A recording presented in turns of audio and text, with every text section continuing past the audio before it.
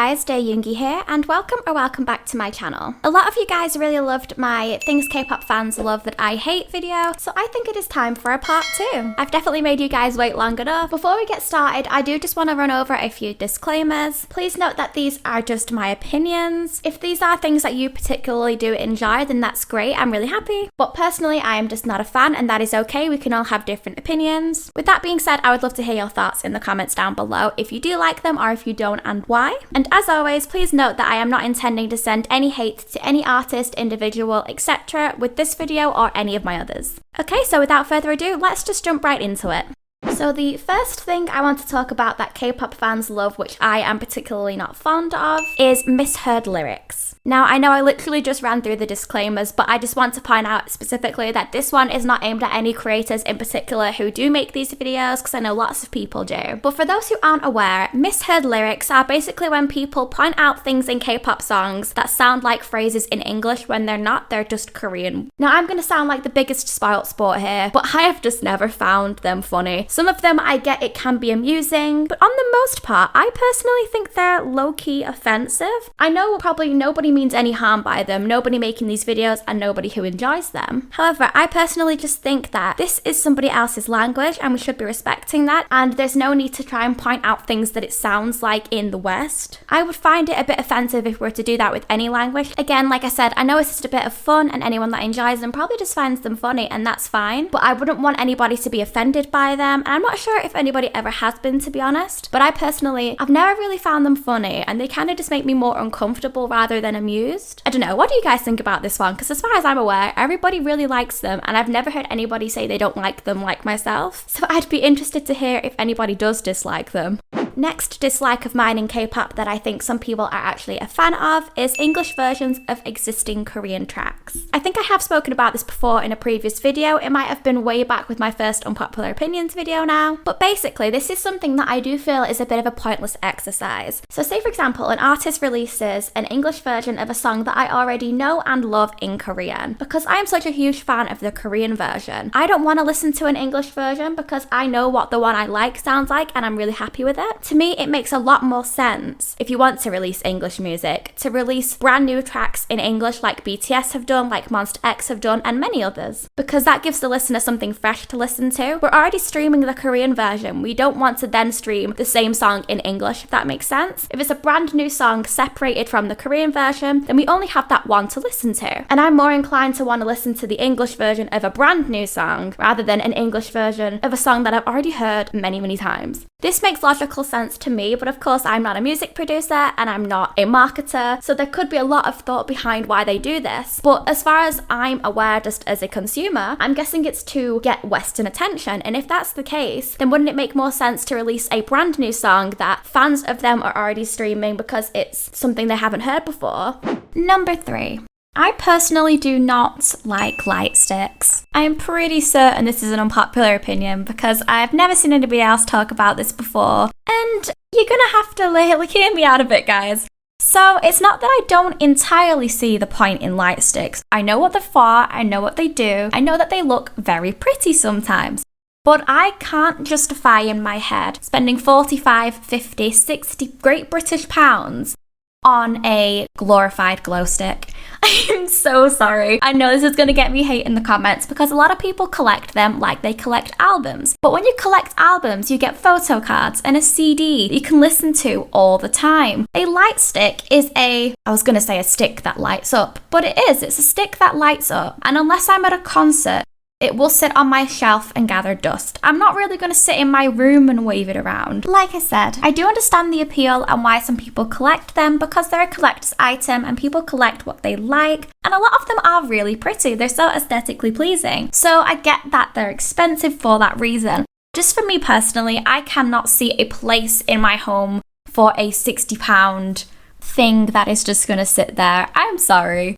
Next up is something that we are definitely seeing a lot more of nowadays, and that is K-pop choreographies, specifically curated to become a TikTok trend. Now, we all know the effect that a TikTok trend can have on a song if it suddenly boosts its popularity. It can pretty much catapult some groups and some newbie artists into stardom. So I completely understand why companies would want to do this. It's a great marketing strategy. If you come up with a very simple choreography that can then be copied as a challenge on TikTok. One of the best examples I can think of is Any Song by Zico. This song was already really popular, but then it had a really catchy dance that you could do as a TikTok trend. It was easy to learn, you didn't have to be a dancer to do it. But I can't help but think a lot of companies now are releasing choreographies for songs, specifically with the aim that it can be repeated on TikTok. And I personally think that it's doing an injustice to some very, very talented dancers in K-pop. Some examples that I do want to think of, you guys may disagree, but for me personally, I think Somi's Dum Dum was specifically designed to become a viral trend, and it worked because a lot of people were covering that chorus move with the hand and the body roll. And also Lisa's Money and La Lisa. We know for a fact, all of us, that it's no secret that Lisa is a very, very talented dancer. So when she was releasing a solo, I'm sure just like me, many people were excited to see what sort of dance she would be doing because we all know that's what she excels in. So then to see the choreography for La Lisa especially, I was personally quite disappointed because I was expecting more. The very simple few moves that were repeated, it's just prime example of what people will have for a TikTok challenge. So I think it was just to fit in with the point of a TikTok dance needing to be catchy. And it's sad because there's a lot of choreographies now where I don't think they necessarily have a standout trend sort of dance move, but they're still having a challenge version come out as soon as they release the song with the intention of doing it on social media. It's free advertisement, I completely get it. But at the same time, I don't like when that is lowering the quality of choreographies for some groups and some artists who can do so much more. If that's what they want to do, I would rather them have a proper choreography that they can perform and then maybe like a simplified challenge version if they would like fans to get involved. I would prefer that rather than having the whole choreography just be simpler.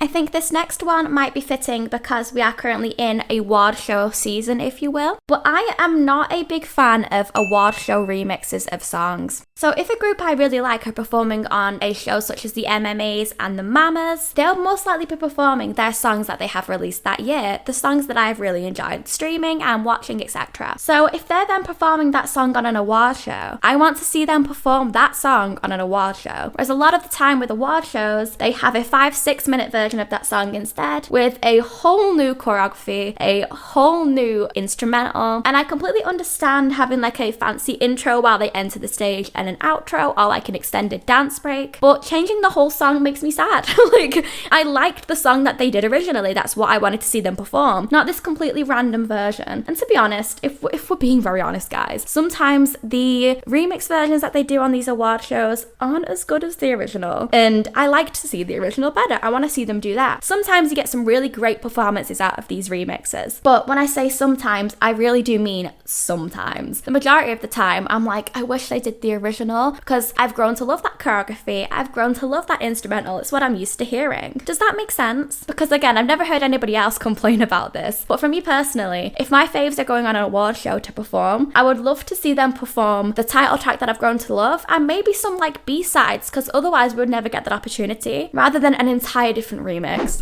Speaking of remixes, by the way, the last thing I want to talk about in this video that some people are a fan of that I am not particularly is filling an album with remixes.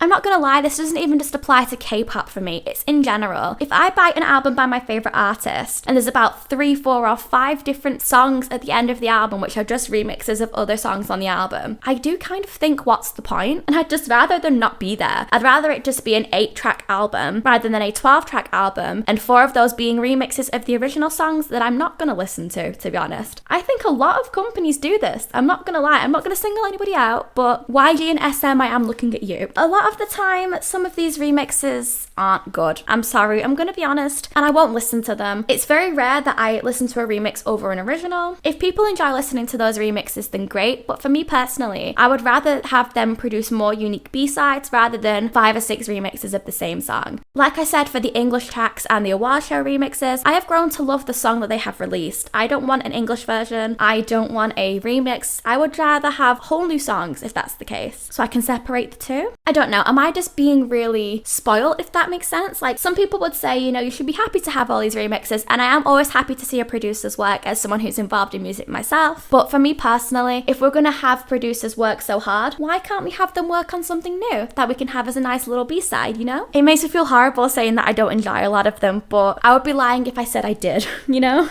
Okay guys, and that is it for today's video. Thank you so much for watching if you got this far. If you enjoyed this video, please give it a thumbs up and let me know in the comments down below what your thoughts are on any of the ones I mentioned, and maybe some things yourself that you think K-pop fans normally like that you're not a fan of. If you're new here, please hit that subscribe button and the notification bell. That will let you be the first to hear whenever I upload. And as always, my Twitter username will be on screen, but now it will also be alongside my Instagram username. I'm not sure if anybody saw this in my community tab, but I have opened an Instagram account where I can talk to you guys, post some pictures I like, keep up to date with my faves, that sort of thing. The username is sort of similar to my name here. It's at dearyoongi, but with YT at the end for YouTube. Unfortunately, I couldn't get the dearyoongi username there. Got it on Twitter, got it on YouTube, couldn't get it on Instagram.